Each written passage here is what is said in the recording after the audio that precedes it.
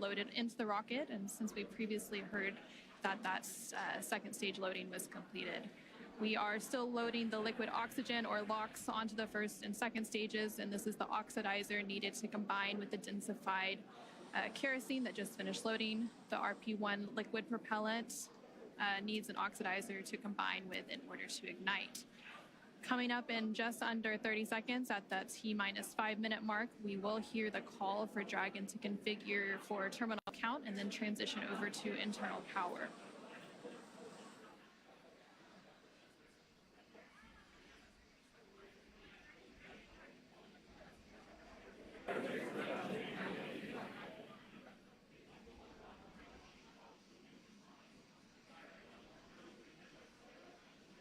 Tanks are pressing for strong back retract. Dragon is in, configure for terminal count. And there we just heard that call out for terminal count, so now Dragon onboard computers will take control of the spacecraft. And we also heard that the propellant tanks on Falcon 9 are getting ready to pressurize, adding some additional structural support to the rocket as we get ready for that strong back to retract. And that strong back provides access to Falcon 9's fueling lines. Has started. That strong back lower has now started, and again, that strong back provides access to Falcon 9's fueling lines and umbilicals for both propellant load and the different gases being loaded on board. And what you should see on your screen is there's those clamp arms that are around the second stage just below Dragon. They're going to open up, and once they're fully open, then that strong back, or the TE, can begin to recline away from the vehicle. Now, initially, we are going to recline that TE just about 2 degrees away from the vehicle, and then we will fully move the TE about 45 degrees away up at T0. And they're maybe a little hard to see on your screen, but the clamp arms are opening up there. There's a better view. Looks like the clamp arms are now fully open, so that TE will begin to move away from the vehicle. Very slow and slight, but just enough to get two degrees away from the vehicle.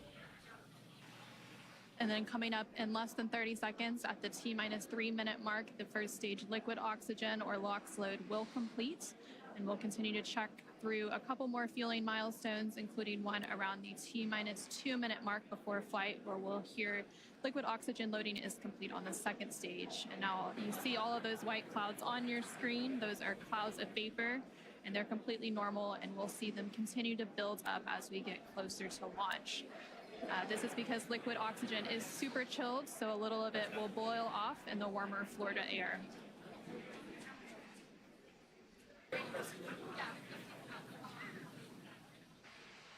Stage 1, LOX load complete. Great call out there. Stage 1. Count and on. Putting liquid oxygen onto stage 2, and that'll wrap up here at the T-2 minute mark, just about 20 seconds from now.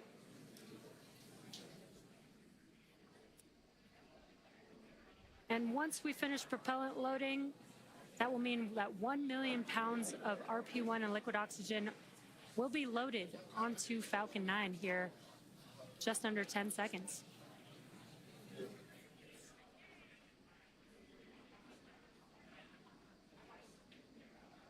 Stage 2, LOX load complete. We just heard confirmation that the stage 2 liquid oxygen loading is now complete. We are under 2 minutes away from launch. Gas closeout has also begun. So we're now isolating all of the feed lines for the different gas systems from the Falcon 9 rocket. And those gases will then get vented overboard through umbilicals and the strong back. And you just heard that call out that Dragon is an Ground gas aisle. closeouts, expect loud venting. Well, you can hear that venting now. Obviously, rockets are very loud, and the sound can impart pressure loads back on the rocket itself. The ton of water absorbs and prevents the sound from hitting the structure and reverberating back onto the rocket. And that call out for auto idle puts the rocket in a state the flight computers understand before it takes over, making sure the transition to final countdown is smooth and all the flight computers on board are in sync and configured for launch. Falcon 9 is in startup. And now we just heard that Falcon 9 is in startup. Dragon is in countdown. And in the final countdown, less than a minute to go, and at the time of launch, the space station will be flying 260 statute miles over the west coast of Australia. Dragon, SpaceX. Go for launch. And great call out. SpaceX, Dragon Crew 10, copy, go for launch. Great call out that we're go for launch, and we do have a large crowd here in front of Mission Control, T-minus 30 seconds. waiting to watch Crew 10 take off today.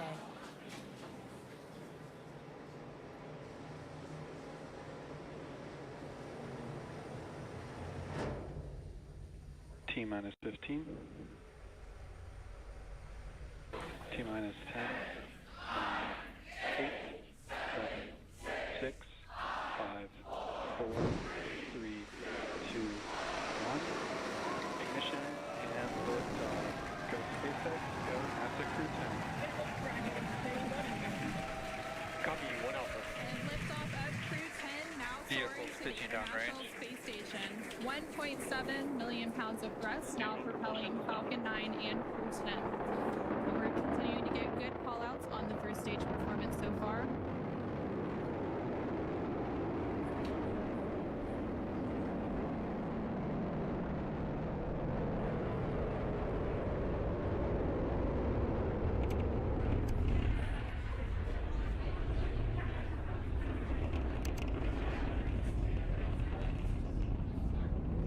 We're now 40 seconds into today's flight. Power and telemetry nominal. Continuing to get good performance call-outs. Throttle down. Now we are throttling down the engines in preparation for Max Q. What great timing that was. We just passed through Max Q. That's the largest structural load that the vehicle will see on ascent. Vehicle supersonic. Stage 1, throttle up. We're now just over 1 minute and 10 seconds into today's flight, traveling at more than 1,400 miles per hour. Stage 1 Bravo. And we just heard that SpaceX call out copies, 1 for Bravo. 1 Bravo, which means we're in the second and final abort mode for the first stage, continuing to get good performance. And the crew already pulling over 2 Gs. Next up, we'll have a couple of events happening in rapid succession. Back chill started.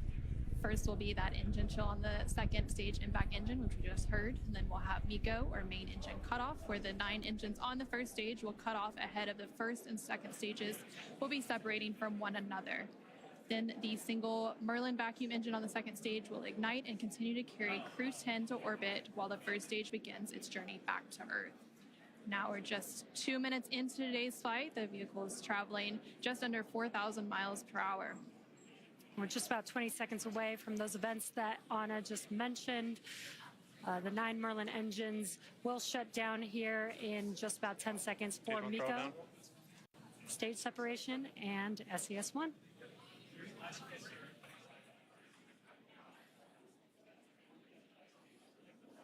Main engine cutoff. SpaceX Dragon, 2 Alpha. Stage separation confirmed. Copy, 2 Alpha. Great call-outs and incredible views there on your And back left-hand ignition. screen. On your left-hand screen, you can see a view from stage 1. And an extremely excited crowd here in Hawthorne. Awesome views of that boost back burn on the first stage, as well as the MVAC engine igniting on the second stage. Great views there. Now the booster is in its boost back burn. This is the first of 3 burns as it makes its way back down to Earth. This will last about 45 seconds. And the Crew 10 crew is still on board Dragon, attached to Falcon 9's second stage, which you can see there on your right-hand screen. And we're now at 3 minutes and 20 seconds into today's flight. The vehicle is traveling about 6,500 miles per hour. They are on their way to the space station. And we did have that confirmation coming up of the boost back shutdown. And then coming up at the T+6 minute mark. And there we have our first images of the crew inside the Dragon spacecraft as they make their way into orbit. And the crew Dragon, SpaceX, nominal trajectory. continuing to get good call outs. SpaceX Dragon, copy nominal.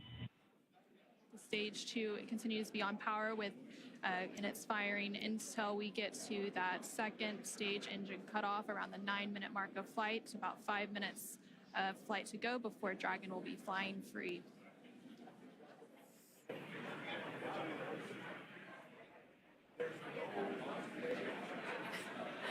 Some cool views there on your left-hand screen. That's the first stage booster as it's making its way back down to Earth. This is a ground tracking camera getting these awesome views.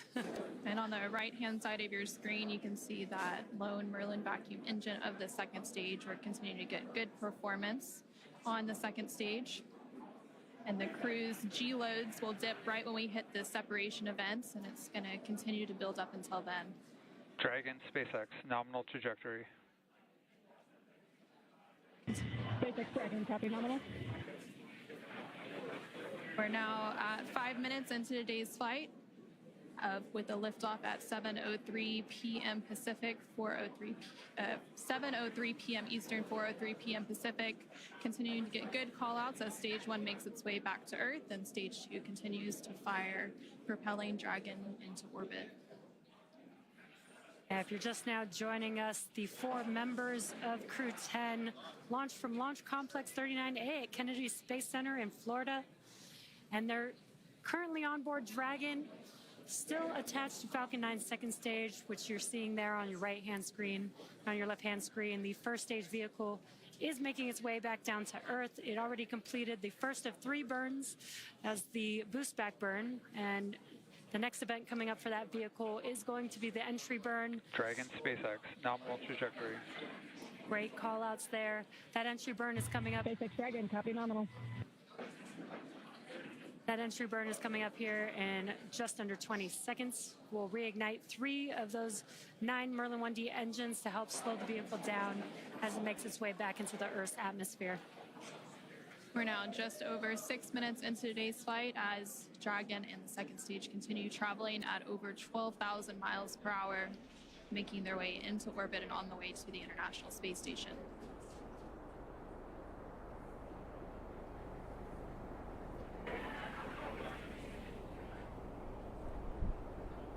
There, we just saw on the screen, it was very quick, but we had the entry burn, which we got some cool views of that from the ground, which is awesome. Now, the next event coming up will be the landing burn for the first stage. That's coming up here in about 30 seconds. Dragon, SpaceX, nominal trajectory. Again, great call outs for SpaceX Dragon, copy nominal. Confirmation there from the crew as they continue to make their way into orbit. Now 7 minutes into today's flight, the first stage making its way back down to Earth and the second stage continuing to fire. This is an awesome view. Let's see if we can see the center engine relight for that landing burn here in a few seconds.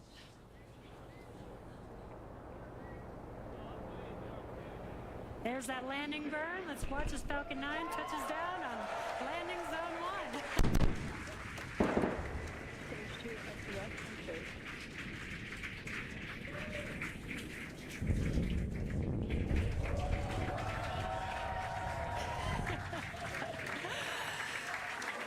And the crowd here is excited to see Falcon 9 touch down on landing zone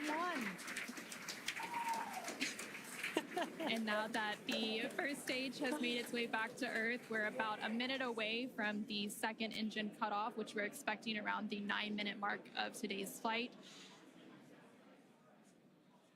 We're continuing to get good call-outs, and Dragon and all of the systems on the vehicle are performing as expected. Just over 8 minutes into today's flight, traveling more than 21,000 miles per hour. Terminal guidance. Hearing good call-outs. We're about 30 seconds away from that second engine cutoff, and then shortly after that, about a minute or so later, we will have orbital insertion. SpaceX Dragon, Shannon. SpaceX copy, Shannon. And that call out there for Shannon, and that is the call out for Shannon, Ireland, which is the final abort stage for the second stage off the coast of Ireland. standing by for a second engine cutoff. And back shutdown.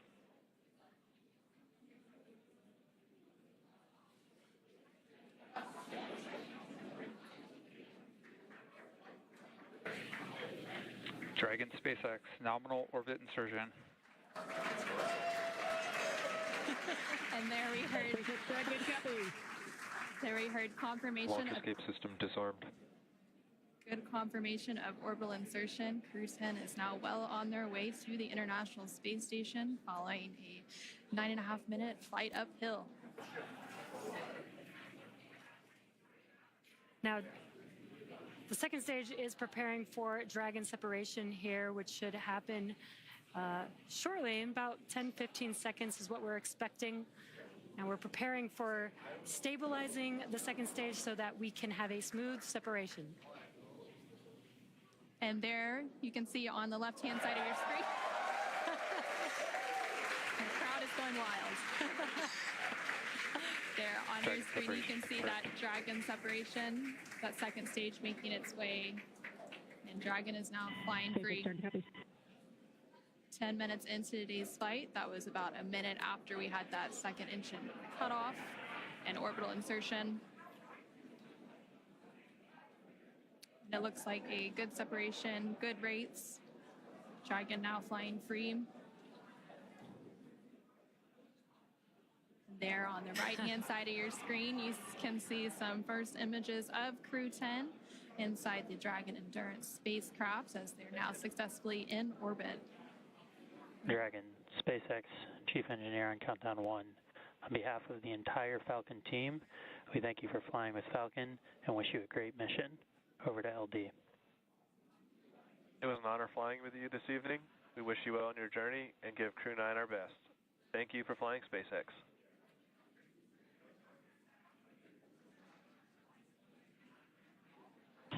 SpaceX Dragon, this is Crew 10 Commander Ann McClain. Thank you to all of the teams from across the world who contributed to the launch today. Spaceflight is tough, but humans are tougher. Days like today are made possible only when people choose to do the harder right over the easier wrong. Build relationships, choose cooperation, and believe in the inherent goodness of all people across the world. To my family and friends, without you, I would not be here. Explore boldly, live gracefully, go Crew 10. Now over to pilot Nicole Ayers.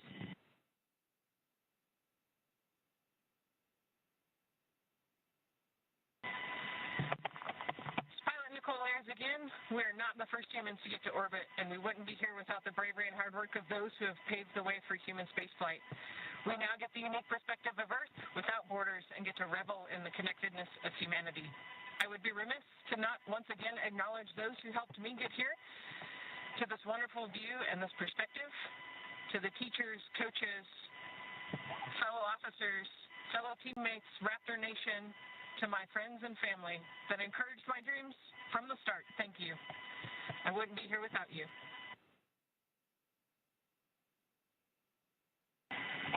This is Mission Specialist Takuya Onishi.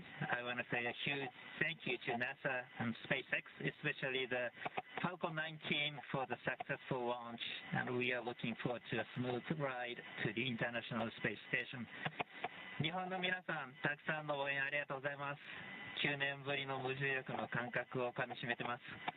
これから先の ISS への宇宙の旅、楽しんでいきたいと思います。I will now hand the mic over to Mission Specialist Kirill. Thanks a lot to NASA and SpaceX for this wonderful ride, and I want to say a couple of words in Russian. Пользуясь такой чудесной возможностью, хочу поздравить с 65-летием со дня начала подготовки первого отряда.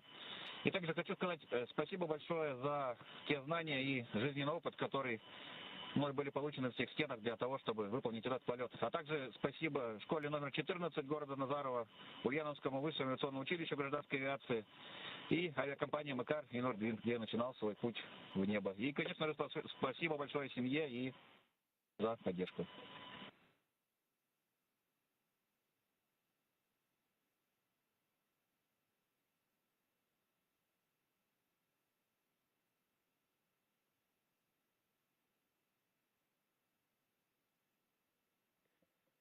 Thank you, Crew 10.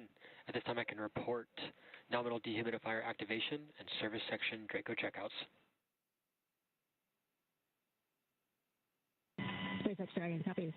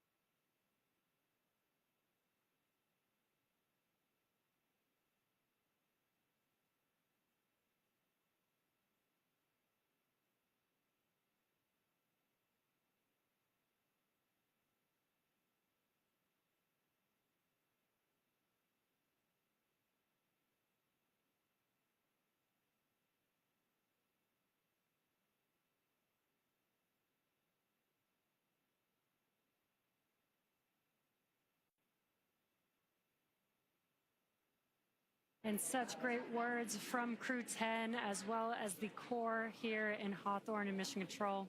We also got confirmation that the nose cone deploy is underway. The 6 hooks that hold the nose cone in place during the launch and ascent portions have to retract, and then the nose cone will be able to start to swing open and deploy. Now, this uncovers a number of critical systems for the flight up to the space station, including the forward bulkhead thrusters and the docking hatch.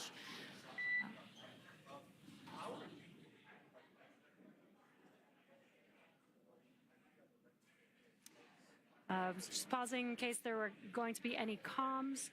And we did have good confirmation, good checkouts of the 12 Draco thrusters around the service section.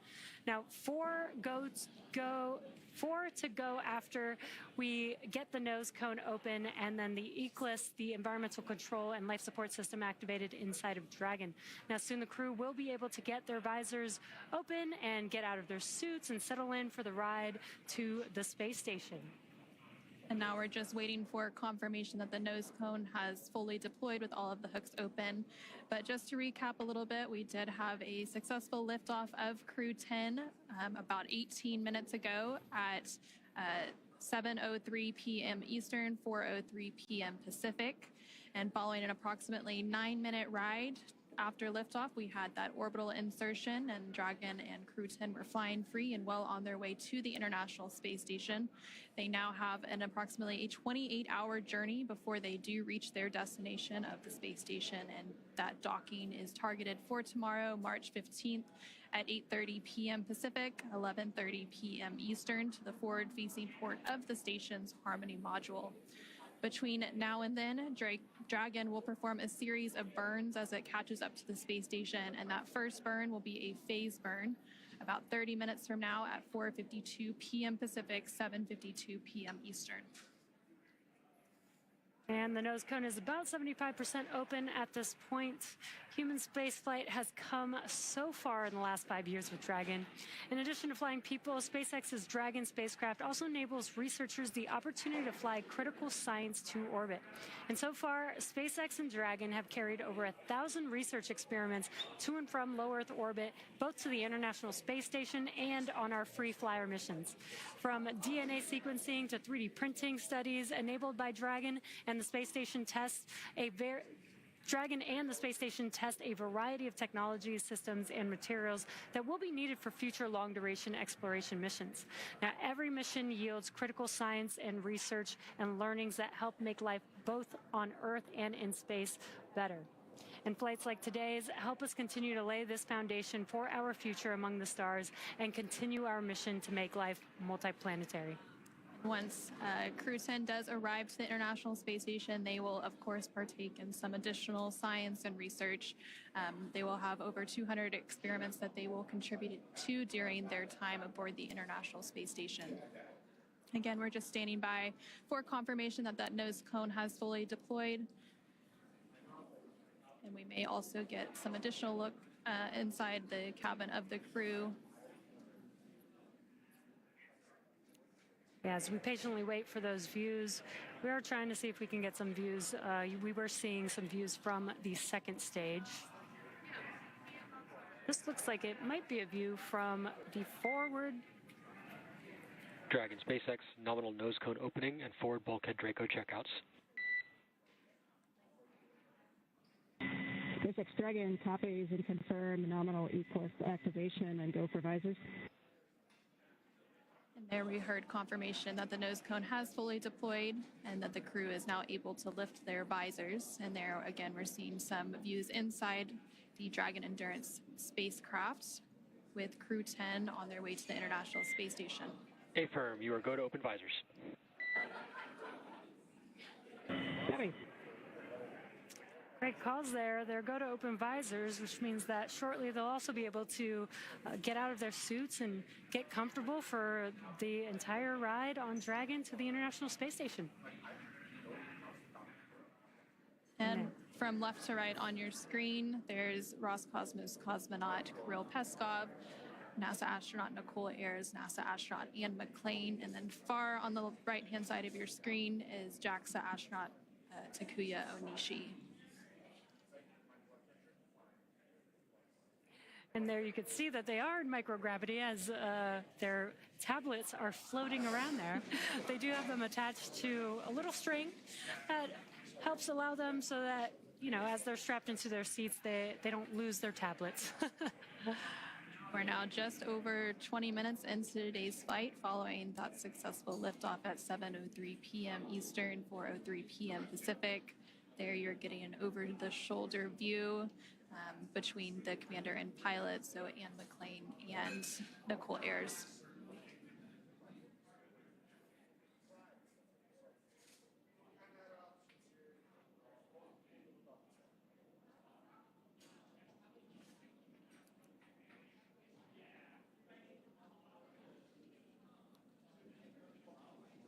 If you're just now joining us, you are watching live Crew 10 out in space in the Dragon vehicle.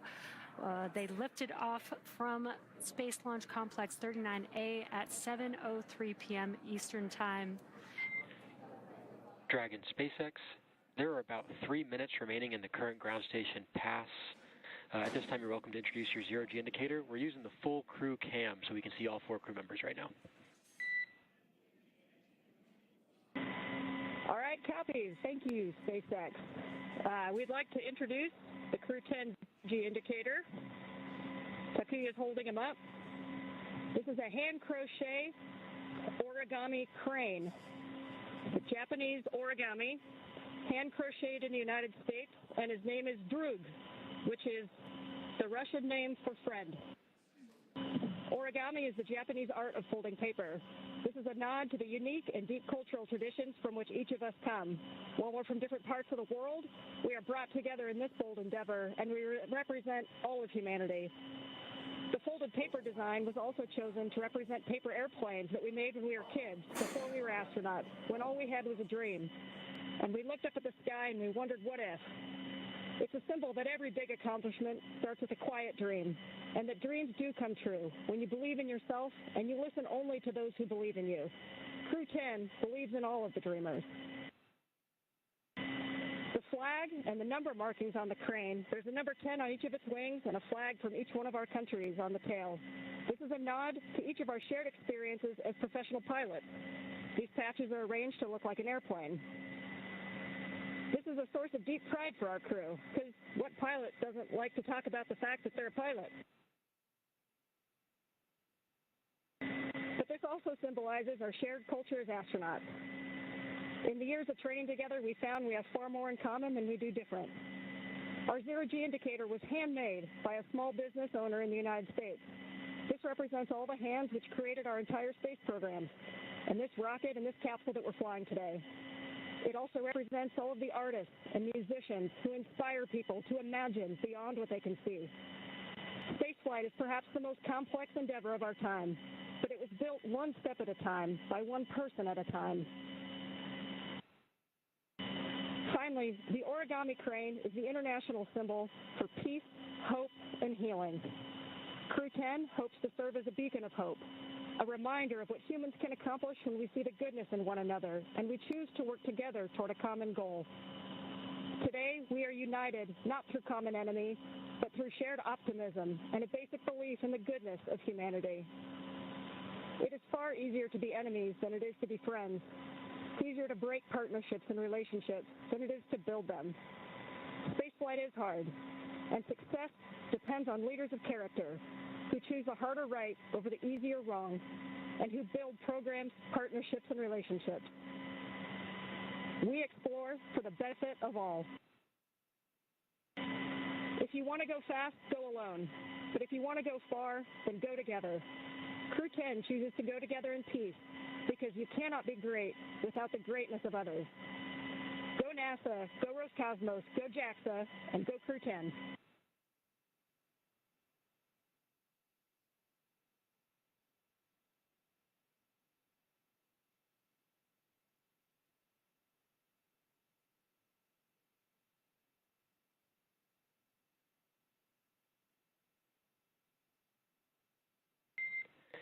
Dragon SpaceX, we really appreciate those words, Ann. Thanks for introducing.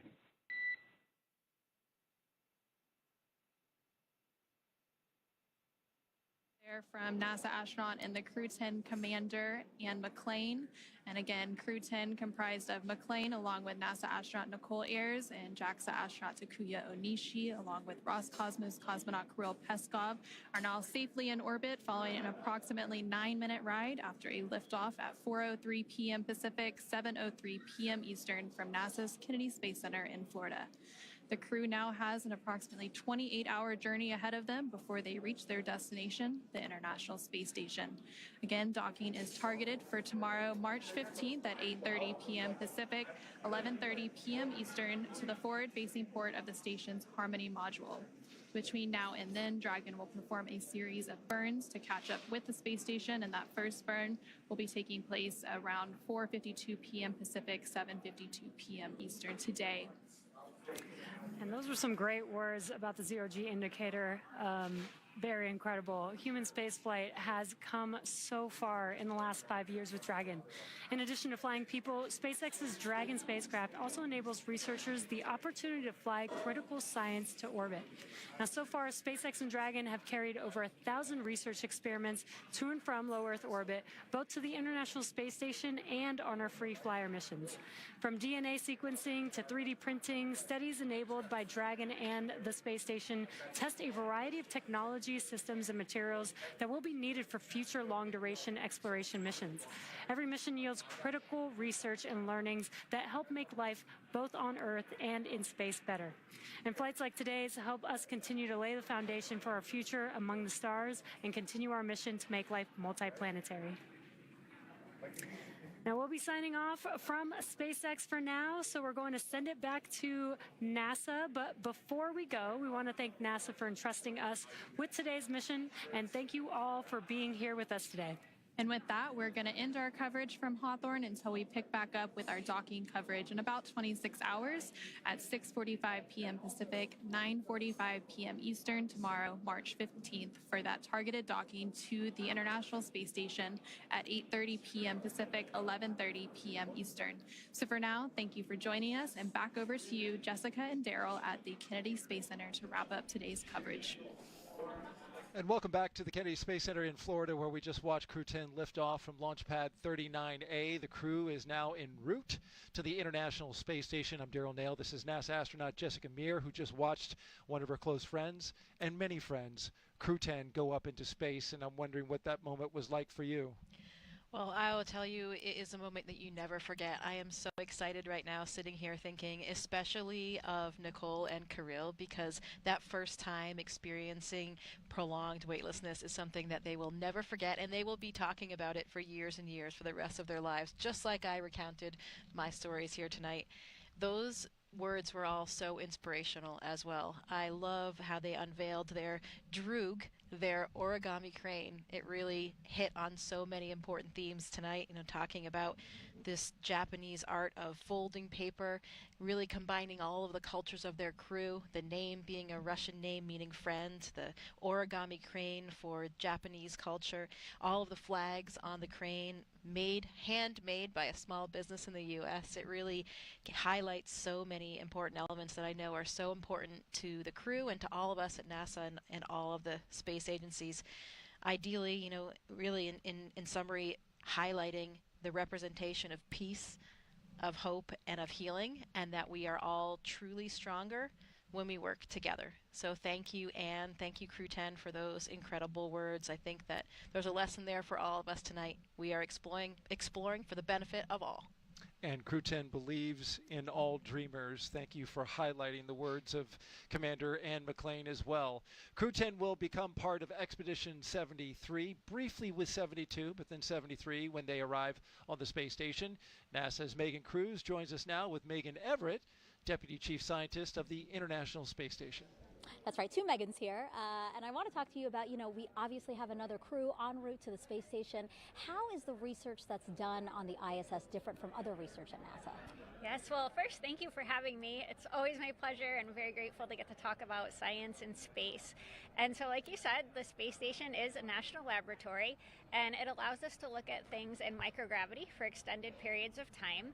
We can put things on the outside of the space station where they experience extreme temperature changes and exposure to radiation in that extreme environment. And we also get these very unique perspectives of the Earth's surface. And so together, these things allow us to look at things like theories in quantum physics and answer questions that we can't answer with laboratories on Earth. We can look at human health and how that we can get astronauts to explore beyond low Earth orbit, as well as promote human health and answer questions related to diseases that we can't do on Earth. And it also allows us to expand commercialization in low Earth orbit by some of our in-space manufacturing. And in addition to this, it's just this really cool collaboration of international partners and scientific cooperation that we see on the space station. Yeah, obviously a unique platform, and we do all that we can to really utilize it. So how does what we learn on the space station help us here on Earth? Can you give us some examples about that? Yes, I love that question because one of NASA's big mission objectives is to figure out how we can do science in space to promote human health here on Earth. And one of the things we've been really successful with on ISS is looking at stem cell research and organelles and how those relate to specific diseases like cancer. And we also look at protein crystallization, and so we can grow very uniform crystals in space better than we can on Earth. And these crystals are really important in pharmaceutical drug development. So together we can look at disease progression and how we can better treat those diseases with new pharmaceuticals in space. That's great. You did also mention human health and researching, what it could mean if we go farther and farther into the universe. How are we doing on that research? What are we learning? So we've used ISS as a test bed for exploration beyond low Earth orbit for a long time, and we continue to use that, and we will all the way through end of station. And some of the specific things that we look at are how the human responds to long duration exposure to gravity. So we look at exercise countermeasures, at how we can maintain muscle and bone strength. We look at things like food systems for how we keep crew healthy for long periods of time. We have a very robust plant growth program, so we try to optimize crop output by changing things like soil and water exposure to those plants. And we need life support systems for our crew to live in space for long periods of time, so we have a lot of technical demonstrations on the space station looking at how to clean air and water and eliminate waste.